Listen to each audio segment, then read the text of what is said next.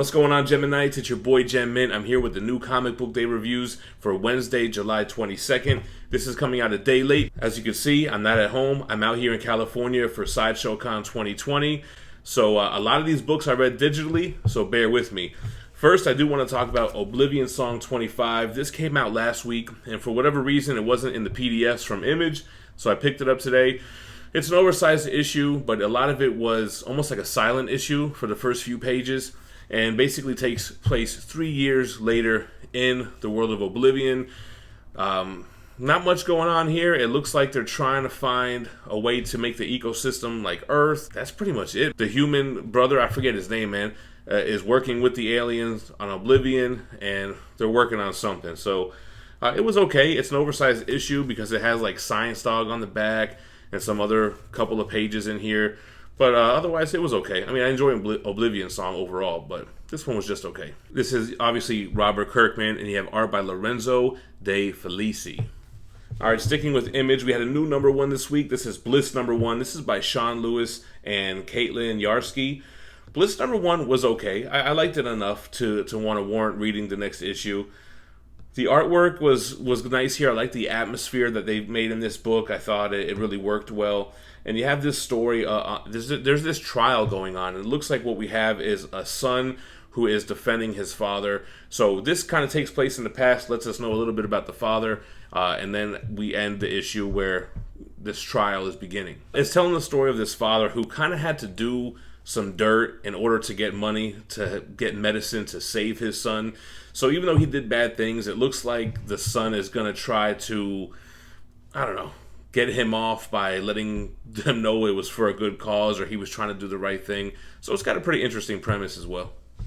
Then we got Chew Number One. This is by the Chew writer, John Layman. It's got art by Dan Boltwood. Now, I know it's blasphemous to say, but I have not read the original Chew run. So if you haven't read that run, like me, you're probably going to be a little bit lost on this book.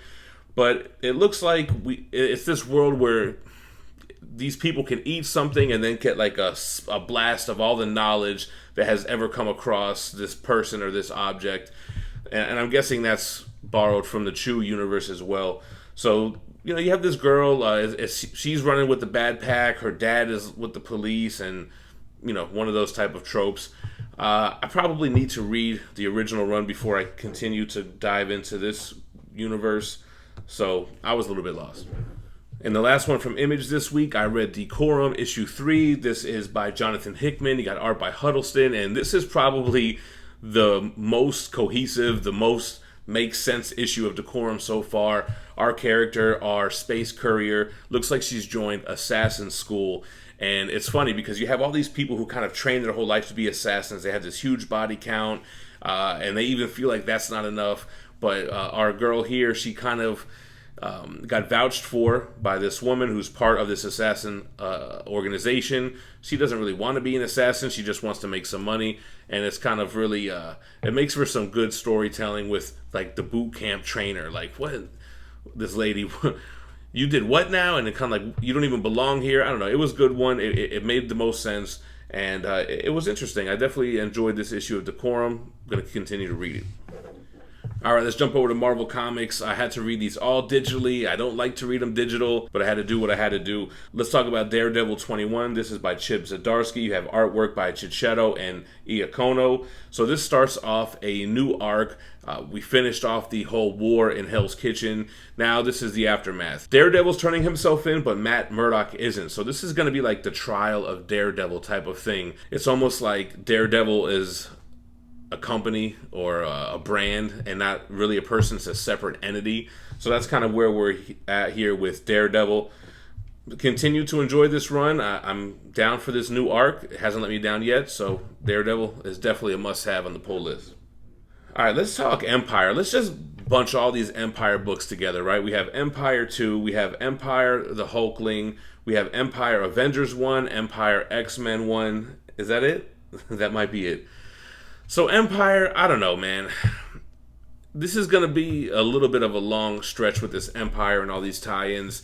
I'm just not really that interested in it. You have a slew of writers. You have Dan Slott and Al Ewing doing the main title. You had Chip Zdarsky do the Hulkling one-shot.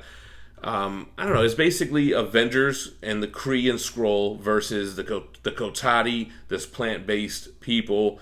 And I don't know. It's just, it doesn't feel like it matters. It doesn't feel like there's really stakes here. And it just kind of seems like it's all going to be for nothing. It just feels familiar. It's another event. This is this team. This is that team. This is that team.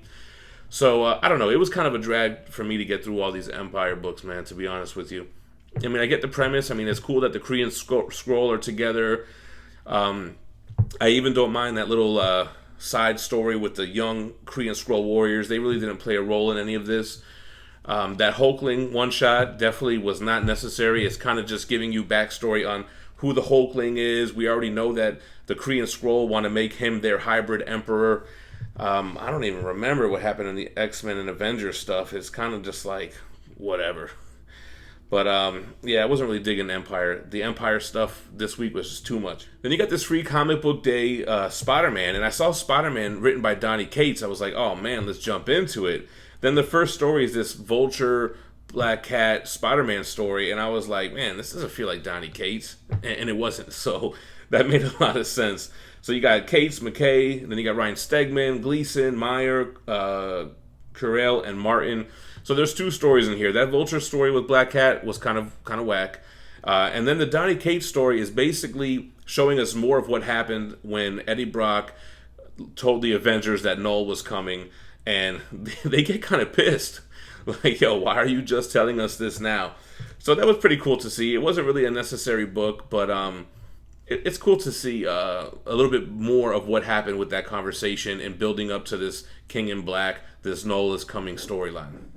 All right, got a few Dawn of X titles, man. Let's talk about Hellions Issue 2 by Wells, Segovia, and Curiel again. I'm digging Hellions. I really like the squad here. Havoc, Sinister, Psylocke, Wild Child. This was a good issue. Even the stuff with the nanny, who I didn't really like in the 80s, but it kind of came out pretty funny here when they had this little fight. And basically they're finding these experimented on mutants. But I like the team. It's only issue 2. I'm definitely down to continue with Hellions. So we got New Mutants issue 11. This is the run that goes back and forth between Hickman and Breeson. So this one is Breeson. This is the aftermath or the final issue of the arc with this new mutant who has this like uncontrollable nightmare power. The new mutants go out to recruit this mutant and they get sucked up in this big nightmare thing. It's pretty cool because it plays with all your inner demons and fears and emotions. So it kind of wraps up that trippy artwork. I thought it was really cool. Everything in that nightmare sphere was pretty dope. But, you know, it just wraps that up, and we might have a new mutant in the New Mutants. It was definitely a fun one, especially how they got the nightmare sphere to turn into the fun sphere, which is like kind of what you're getting hinted on in the cover here. So it was a good issue. I enjoyed it. Who's on the artwork here? Flaviano and Lopez. All right, then we got Wolverine issue number 3. This is by Benjamin Percy. You got Kubert and Martin here. So basically, Wolverine recruits a team to go after these pedal smugglers, these Krakoan drug smugglers, and going after this pale girl who's kind of like this ghost telepath type of character. Pretty cool interactions between Wolverine and Magneto. I love how he recruits Kid Omega, Quit Inquire to join his little hit squad to infiltrate like this man-made Krakoa facility, kind of like this big half-sphere submarine type of thing. I really like that, and it's funny, it felt like an issue of X-Force. It's the same writer and almost kind of had the same squad in this book.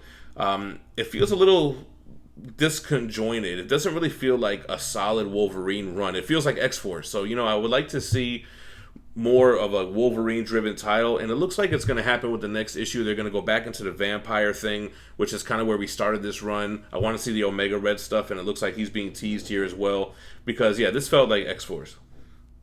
And the last book from Marvel, from Chip Zdarsky, it's X-Men plus Fantastic Four, issue 4, and I kind of totally forgot about this. I thought that they wrapped this series up, but this is the last issue of that 4-issue miniseries. It's just the conclusion, the kind of squashing the beef of the X-Men and the Fantastic Four. And this would have read a lot better had it came out prior to last week, because last week we have Empyre, and you have Franklin Richards chilling with his family, right? So I kind of forgot that he was, you know, in Latveria with Doom, and He was trying to reach, unlock his full powers that Reed has kind of siphoned him off from. Then there was beef between the mutants and Fantastic Four. He belongs with us, but no, he's our son. So it kind of wraps that up, but we already knew it was wrapped up. So that was kind of a little disappointing. I think scheduling or schedule-wise, that kind of hurt this book. Yeah, I guess that's all I really have to say about this one. Just Doom being Doom. He had these huge Doom Sentinels, which was kind of cool. But otherwise, I don't know. I guess it fell kind of flat for me. All right, let's talk about DC. Let's talk about this Joker Harley Criminal Sanity Secret Files. I would say this should be a hard pass for you guys. This is not a story. This is kind of like what the title suggests, like a whole book of these secret files. I wasn't into it, man. I mean, there was nothing really storytelling about this. It was just kind of background stuff for this, these cases that these cops are working on. I would say that this one is a skip. All right, then we got the Flash 758. I got the Lee and Hyuk variant, which is pretty dope. So Flash is a strong title, man. This is by Williamson, Deuce, and Guerrero. What's going on here? So the Legion of Doom, reassembled by Reverse Flash, makes his move against the Flash. It happens in this issue. His plans come to fruition. It's not looking good for Flash and family, and it looks like we're going to have an imposter on the loose here. Incredible artwork in this title. I wish I would have jumped on the run sooner. I only jumped in at the end of the last arc, but I'm really digging this book. Then we got some Joker War stuff, man. So let's talk about Detective Comics issue 1024. This is Journey to the Joker War. This is by Peter J. Tomasi, Walker, Hennessy, and Anderson. It feels a little disconnected from what's going on in the main title. You got Batman and Two-Face going up against Lincoln March, the Talon. So I thought it was cool. I thought they were going to incorporate the Talons more into the Joker War storyline, and I don't know if they are. The artwork is incredible in this run, though. I really do like it. It's really strong, and I really like what happens to Two-Face in this book. I don't want to spoil it, but I think brain surgery, Harvey Dent, Two-Face, criminal reform. I think you should definitely be reading Detective. Somebody in my comments said they dropped this. I was like, what? All right, then let's talk about Joker War Collateral Damage. Batgirl issue 47. Yo, this almost got my pick of the week. I thought this was an excellent issue. This is by Castellucci, Rodriguez, and Belair.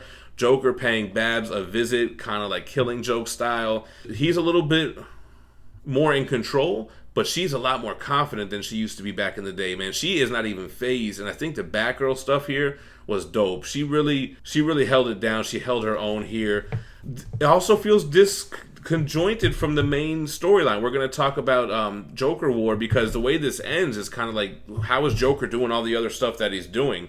I do like the ending. It's kind of like Apollo Creed and Rocky kind of ending. Dope book. Almost got pick of the week. But that pick of the week had to go to Batman 95, Joker War Part 1, James Tynion IV. You got Jimenez and Moray. This is exciting. I'm very excited for this, and I'm very excited for the Three Jokers Jeff Johns tease that's coming along in these books as well. Joker seems to have Batman where he wants him. Batman has no money. Alfred is dead. It's not a spoiler, that's been happening. Joker has all of his riches, has Wayne Tech. He's got the billions. He knows where all the safe houses are. He's got Punchline holding her own, and she's proven herself to be a very good sidekick. Actually, Punchline, with her Punchline toxin, a little Joker toxin, a little fear agent from Scarecrow, just exciting. I mean, this run, along with like the Marvel Donny Cates stuff, is to me like the most exciting stuff that's happening in comics right now. Pick of the week, Batman 95, Joker War. This is where it starts.